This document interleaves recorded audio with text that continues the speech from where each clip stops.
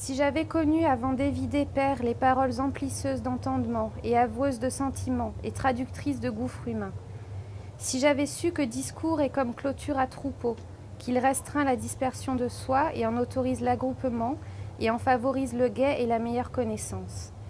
Si j'avais pu connaître à plus hâtive heure la parole qui nomme toutes choses, y compris amour, et ainsi leur donne corps et forme concrètes, si concrètes qu'on peut désormais voir toutes choses.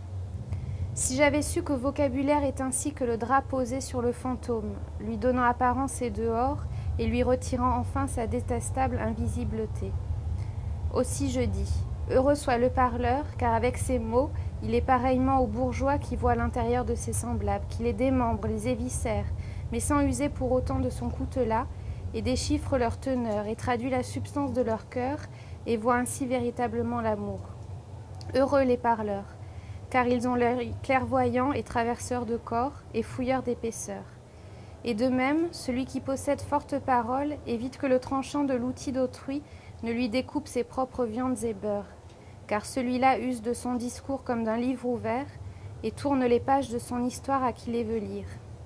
Oui, heureux les parleurs, car ils voient de leur œil le sentiment, ce raton terré en nos tanières et logements de chair. Heureux, heureux les parleurs, car ils avancent sur la vie et reculent l'horizon de la mort, peuplé de tes heures. Enfin, au bout d'une époque, on me renseigna que justice était parée à me recevoir. Ce fut le bout de mes leçons de mots, était venu le temps du quittement de tout cela. Je fis adieu à mes compagnons de bagne, ainsi qu'à mes gardes-coquins. Ne possédant que clous et néant, je n'emportai par devers moi aucun bien, hormis le vêtement de captif dont on avait accoutré ma personne à mon arrivée. Je portai toutefois et à jamais, au plus épais de moi-même, l'avoir le plus précieux, la parole qu'on m'avait autorisé à prendre en me faisant enseignement de vocabulaire, et qui, à présent, éclairait mon pas dans les ténèbres du monde, car forte parole est outil et lampe dans le soir.